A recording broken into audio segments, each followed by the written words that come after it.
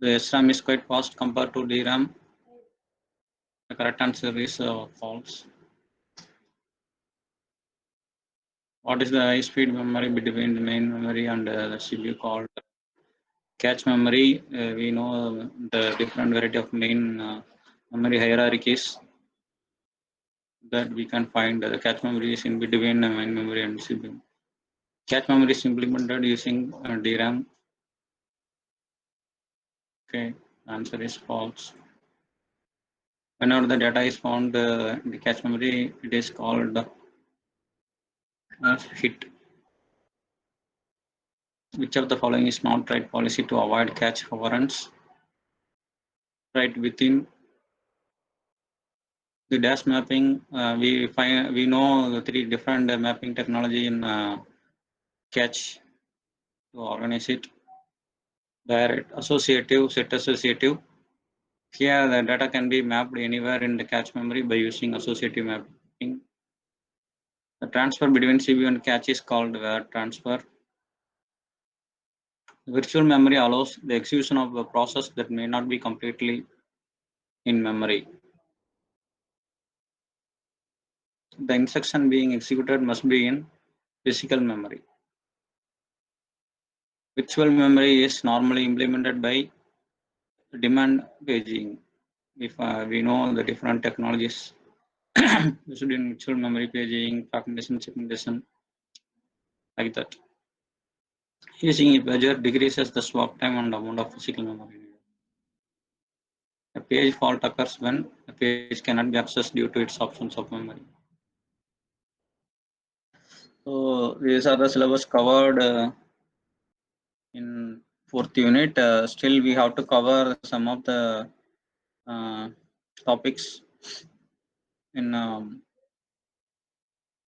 internal communication methodology, that is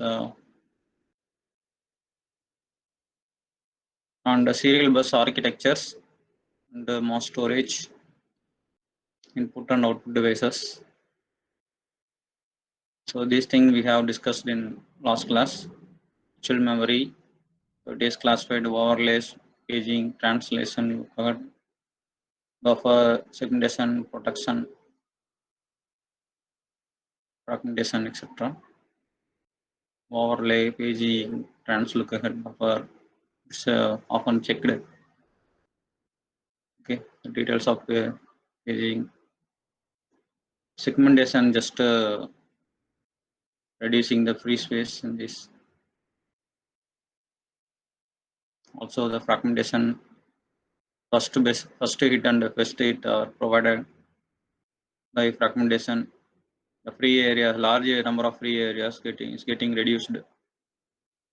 Parallel architecture, we have discussed the synchronous and asynchronous, specifically in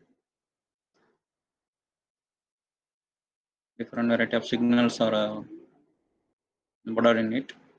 Bus arbitration, here we centralized and decentralized bus arbitration, find it. Internal communication methodology, we have discussed programmed I/O. They are memory mapped and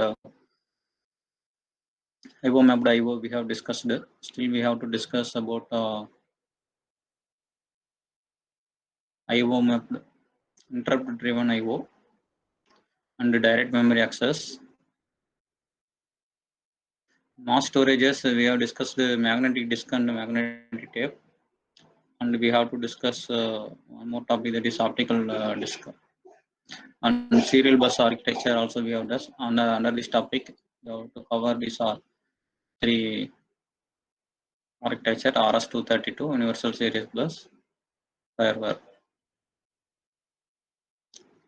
So today I am going to start with interrupt driven I/O. So it is one of the communication technology used here. The interrupt driven I/O, the CPU does not access a device until it needs servicing.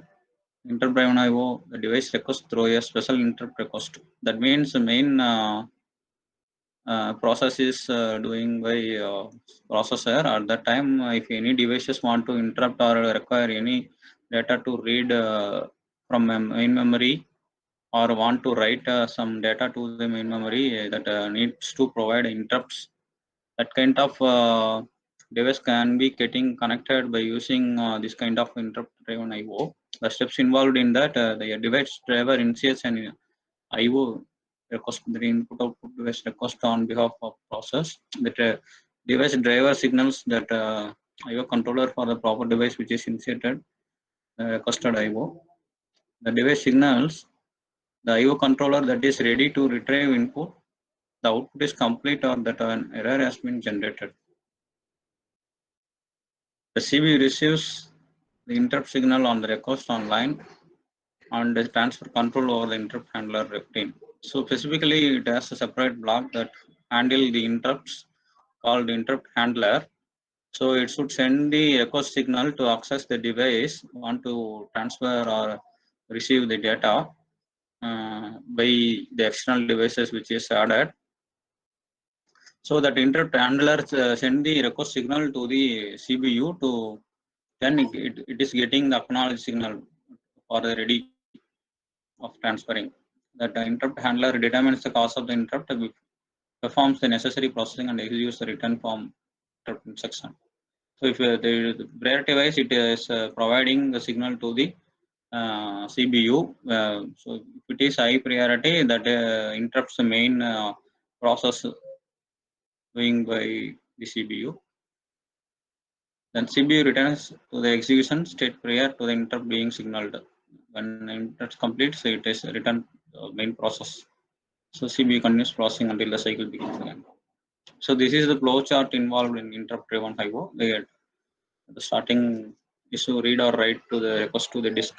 So I told you that disk means that is the main memory which is in the CPU. Want to read or write by the external devices which is connected to other processing disk uses an interrupt. So it should send the interrupt signal, request signal by the interrupt handler.